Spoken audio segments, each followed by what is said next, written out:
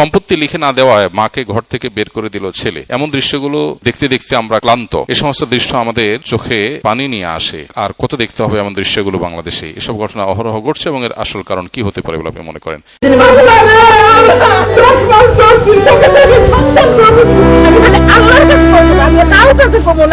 সম্পত্তির লোভে নিজের বৃদ্ধ জন্মদাত্রী মাকে বাড়ি থেকে বের করে দেওয়ার অভিযোগ উঠেছে ছেলের বিরুদ্ধে। ভাই, বারবার করে আমরা এই বিষয়গুলোতে কথা বলেছি। যখনই কোনো বিষয় ঘটে আপনারা প্রশ্ন দেন, আমরা কথা বলি।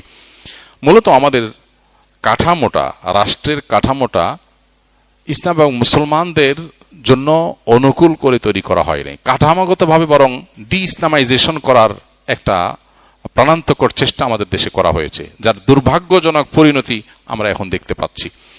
এই যে সন্তানরা বাবার লাশ আটকে দিচ্ছে, জানাজা হতে দিচ্ছে না, দাফন হতে দিচ্ছে না, অথবা মাকে ঘর থেকে বের করে দিচ্ছে সম্পদের জন্য, এর একমাত্র কারণ হলো সন্তান দিন পায় নাই। সন্তান কি পায় নাই? বস্তুবাদী এই সমাজে মানুষকে শুধুমাত্র খাই খাই শেখানো হয়েছে, স্যাক্রিফাইস শেখানো হয় নাই। ইসলাম আমাদেরকে স্যাক্রিফাইস শিখিয়েছে। আজকের পৃথিবীতে আপনি যেদিকে যাবেন, যেদিকে তাকাবেন, ভোগ ছাড়া কিচ্ছু নাই। প্রতিটা বিজ্ঞাপন, প্রতিটা অ্যাডভার্টাইজ, সেটা পত্রিকার পাতায় হোক, সেটা বিজ্ঞাপনে বিলবোর্ডে হোক, সেটা টেলিভিশন বা মোবাইলের স্ক্রিনে হোক, সকল বিজ্ঞাপনের মূল বার্তা মূলত ইন জেনারেল মূল বার্তা হলো কি? ভোগ করো। কি করো? ভোগ করো। সুন্দর সোফা, সুন্দর ফ্রিজ, দামি খাবার, মানে সবকিছু ভোগের আয়োজন। একমাত্র ইসলাম আপনাকে বলবে স্যাক্রিফাইস করো। মন চাইলেই সব করা যাবে না, কন্ট্রোল করতে হবে। ইসলামের এই চেতনা যদি রাষ্ট্র ধারণ করত এবং মানুষের মধ্যে সেটা দেওয়ার চেষ্টা করত, তাহলে আজকে এই ভয়াবহ অবস্থা আমাদেরকে দেখতে হতো না। আজকে বৃদ্ধাশ্রমের যে কালচার পৃথিবীতে এস্টাবলিশড হয়ে গেছে, এই নির্মম কালচারের পেছনের কারণ হলো আল্লাহর দ্বীনকে সমাজে প্রতিষ্ঠিত হতে দেওয়া হয়নি, আল্লাহর দ্বীনকে সন্তানদের মধ্যে এস্টাবলিশড করা হয়নি, যার ফলে অবস্থা হয়েছে। একজন দিনদার ছেলে পৃথিবীতে দেখাতে পারবেন না। একজন দিনদার ছেলে 5 ওয়াক্ত নামাজ পড়ে, হালাল হারাম মেনটেন করে, কোরআন পড়ে, আল্লাহ এবং তার রাসূলের আদেশ নিষেধ মতো চলার চেষ্টা করে। এই মুসলমান তার মাকে সম্পদের জন্য ঘর থেকে বের করে দিয়েছে, বাবার লাশ আটকে রেখেছে, এই ধরনের কথা তো দূরের কথা, এর ধারে কাছেও কোনো দিনদার ছেলে মেয়ে দ্বারা কখনো গঠিত হওয়ার কোনো ঘটনা পৃথিবীতে দেখানো যাবে না। রেয়ার, খুঁজে পাওয়া কঠিন হবে, অসম্ভব মতো অলমোস্ট। তাহলে বোঝা গেল মূল সমস্যা হলো দিনদারিতা না থাকা। এই জন্য সন্তানকে দুধে ভাতে রাখার চেষ্টা করেন, অসুবিধা নাই, তার আগে চেষ্টা করবেন সন্তান যেন মুসলমান হয়, আল্লাহ ভীরু হয়। আর না হলে ভাবসাবটা হবে ঠিকই, ভেতরে সব ত্রাস হবে। সমাজে খুব ভাব ধরবেন, ছেলে এটা করে সেটা করে, কিন্তু ভেতর দিয়ে কষ্ট থাকবে। ছেলে তো আপনার পরিচয় দিতে চায় না। আল্লাহ তাআলা আমাদেরকে বোঝার তৌফিক দান করুন। কোন মুসলিম যদি ইউরোপ বা অন্য কোনো অমুসলিম দেশে শুকরের মাংসের দোকানে বা সেকশনে কাজ করে টাকা উপার্জন করে, তবে সেই অর্থ কি তার জন্য হালাল হবে? অবশ্যই হালাল হবে না, বরং হারাম হবে। কারণ শুকর এটা নাজিসুল আইন বা মজ্জাগতভাবে, মূলগতভাবে নাপাক। ফলে শুকরের গোশত কেনা বেচা, রান্না কিংবা রান্না করা খাবার সার্ভ করার কাজে যদি কেউ চাকরি করেন, যেমন অমুসলিম প্রধান দেশগুলোতে আমাদের ভাই ব্রাদাররা যারা ফুড ডেলিভারিতে কিংবা কোনো আপনার রেস্টুরেন্টে কাজ করেন, যদি একেবারে নির্দিষ্ট করে এই সেকশনেই তিনি কাজ করেন, তার উপার্জন হারাম হবে। তার উচিত তার চাকরি জবটাকে সুইচ করা, এমন কোনো জায়গায় যাওয়া যেখানে তার সরাসরি হারাম খাবার প্রস্তুত করা, সার্ভ করার কাজে তাকে সেবা দিতে না হয়। কেউ হয়তো মনে করতে পারে যে আমি নিজে তো খাচ্ছি না। হ্যাঁ, আপনি নিজে খাচ্ছেন না, এটা ভালো কথা, কিন্তু যখন আল্লাহ রাব্বুল আলামিন কোনো কিছুকে হারাম করেন, সেটা কেউ খাবে তাকে রেডি করে দিলেন, এটাও অপরাধ। একজন খুন করে নাই, কিন্তু খুনিকে ছুরিটা ধার দিয়ে আগায় দিস। কে বলেন? বলো না আমি তো খুন টুন করি নাই, উনি খুন করতে চাইছে, আমি জাস্ট তাকে আগায় দিস। কি বলেন, অপরাধী হবে কি হবে না? ঠিক একইভাবে আল্লাহ বলেছেন তাআওয়ানু আলাল বিররি ওয়াত তাকওয়া ওয়ালা তাআওয়ানু আলাল ইসমি ওয়াল উদওয়ান। তোমরা পাপের কাজে, সীমা লঙ্ঘনের কাজে কেউ কারোর সহযোগিতা করবে না। অনেকেই আছেন বলেন আমি তো করি নাই। একজন পূজা করছে, শিরক করছে আল্লাহর সাথে, আপনি সেখানে চাঁদা দিছেন, টাকা দিছেন, তাহলে ওই খুন করার জন্য পিস্তল কিনে দিছেন। বুঝেন নাই?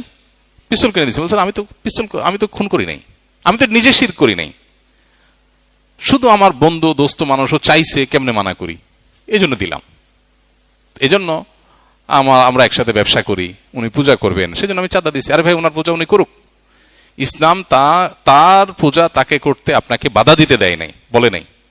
কিন্তু এর মানে এই না যে আপনি সেখানে ভালো শাস্তি গিয়ে টাকা দিয়ে চাঁদা দিবেন। ঘরে ঘরে আজ মুসলমানদের মধ্যে এই ব্যাধি যে অন্যায় নিজে করছে না, কিন্তু সে প্রত্যক্ষভাবে অন্যায়ের কি করছে, সহযোগিতা করছে, সেটাও হারাম।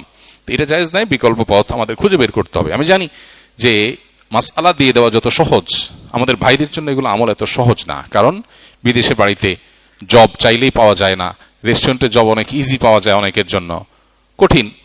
ভাই, জান্নাত তো যেতে হবে, একটু কঠিন, একটু কষ্টের কাজ না করেই আপনি আল্লাহর কাছে কি মুখে জান্নাত আদায় করবেন, চাইবেন? নিশ্চয়ই জান্নাতে যেতে কিছু না কিছু স্যাক্রিফাইস আমাদের করতেই হবে। আল্লাহ আমাদেরকে তৌফিক দান করুন। আমি একজন ভিডিও এডিটর, পেশাগত কারণে আমাকে অনেক সময় বিভিন্ন কোম্পানির প্রমোশনাল ভিডিও এডিট করতে হয় যেখানে নারী মডেল ব্যবহার করা থাকে। বর্তমানে আর্থিক সংকটের কারণে এই কাজগুলো করতে হচ্ছে। এমন ভিডিও এডিট করা কি জায়েজ হবে? যদি জায়েজ না হয় তাহলে ক্লায়েন্টকে কিভাবে বিষয়টি বোঝানো উচিত? একটু আগে আমরা যেটা বললাম, যে কাজ হারাম সেটাতে সহযোগিতা করাটাও হারাম। অতএব কোন নারী মডেলকে ব্যবহার করে অ্যাডভার্টাইজ তৈরি করার এই যে আজকের পৃথিবীর যে কালচার, এই কালচারটা নারীর জন্য অসম্মানজনক। বিক্রি হবে ফ্রিজের চাইতে বেশি দেখানো হচ্ছে নারীকে। এই যে নারীকে উপস্থাপন করা হচ্ছে, আচ্ছা ফ্রিজ কি শুধু জওয়ান মহিলাদের দরকার হয়, বুড়া মহিলাদের দরকার হয় না? হয় না? বয়স বেশি হয়ে গেলে তাদের দরকার তো আরো বেশি হওয়ার কথা। বেচারিদের এত রান্না বড়া করা কঠিন, একটু ফ্রিজে রেখে দিলে পরে নেওয়া সহজ। আজ পর্যন্ত দেখছেন কোন অ্যাডভার্টাইজে কোনো বুড়ি বেচারি এসে বলছে, বাবারে আমার ফ্রিজ দরকার হয়, ফ্রিজটা আমার ভালো হয়, তোমরা কিনিও, এটার ফজিলত বর্ণনা করছে কোন বুড়া মহিলা? শুনছেন? হ্যাঁ, নারীদেরকে চাকরি দিতে হবে, তাদেরকে বাহিরে কাজের সুযোগ দিতে হবে। কেন? তাদের অধিকার, তাদের উপার্জনের সুযোগ দিতে হবে। তাদেরকে পরনির্ভরশীল করা যাবে না, স্বামীদের উপরে নির্ভরশীল করা যাবে না, তাহলে তারা জুলুম মুক্ত হবে। ভালো কথা, নারীর উপকারের জন্যই তো, তাই তো? তো চাকরিটা কি জোয়ান নারীর বেশি দরকার না বুড়া নারীর বেশি দরকার? বুড়া হয়ে গেলে অনেক সময় দেখা যায় ছেলে দেখে না, মেয়ে দেখে না, অসহায় হয়ে যায়। এই বেচারীদের চাকরি দরকার হয় না? বেশি হোক আর কমক দরকার হয় কি হয় না? কই, তাদেরকে তো কেউ রিসেপশনে চাকরি দিতে দেয় না। যে একজন চাচিরে বসাই দিছে রিসেপশনে, শিক্ষিত চাচি, ওনাকে বসাই দিছে, শুনছেন? বরং শর্ত দেয় অবিবাহিত হতে হবে, সুন্দরী এবং সুদর্শন হতে হবে। তাহলে বুঝতে হবে মতলব এটা কি সম্মানজনক আমাদের বোনদের জন্য, মায়েদের জন্য? সম্মানজনক?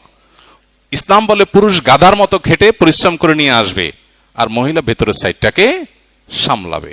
এখন দুইজন বাইর হয়ে গেছে। যখন দুইজন বাইর হয়ে গেছে, সংসারের শান্তি শেষ। কারণ বাহিরে কাজ করে আসার পরে মাথা ক্রেজি হয়ে যায়। যারা বাইরে কাজ করেন তারা জানেন, ঝগড়াঝাটি করতে হয়, ঝামেলা পোহাতে হয়, নানান হ্যাসেল নিতে হয়। বাসায় আসে তার একটু প্রশান্তি দরকার। এখন দুইজনেরই একই হাল, কে কারে প্রশান্তি দিবে? ভাইরা আমার, এই কালচার দুনিয়াকে ধ্বংস করে দিয়েছে। সেজন্য নারীকে মডেল হিসাবে উপস্থাপন করে অ্যাডভার্টাইজ তৈরি করার কাজ করা জায়েজ নয়। আপনি যদি ভিডিও এডিটর হন তাহলে আপনি এই কাজ করবেন না। আপনি বলবেন এই কাজ না করলে তো ভাই কাজ আর নাই, কাজই পাবো না, অল্প খাবেন, কাজ কম পাবেন। মানুষ তো কিছু স্যাক্রিফাইস করে আল্লাহর কাছে জান্নাত আশা করবে। আল্লাহকে বলতে পারবেন, আল্লাহ হিউজ কামাই করতে পারতাম, ছেড়ে দিলাম তোমাকে খুশি করার জন্য। আল্লাহ এত কামাই করতে না পারার কারণে চলতে কষ্ট হয়েছে, অনেক কষ্ট করে চলছি, সাথের লোকজন অনেক কামাই করছে, কারণ ওদের কোনো বাইন্ডিংস নাই, তো তোমার জন্য এই স্যাক্রিফাইস যে করছে তুমি আমাকে জান্নাতটা দিও। আল্লাহর কাছে বলতে পারবেন।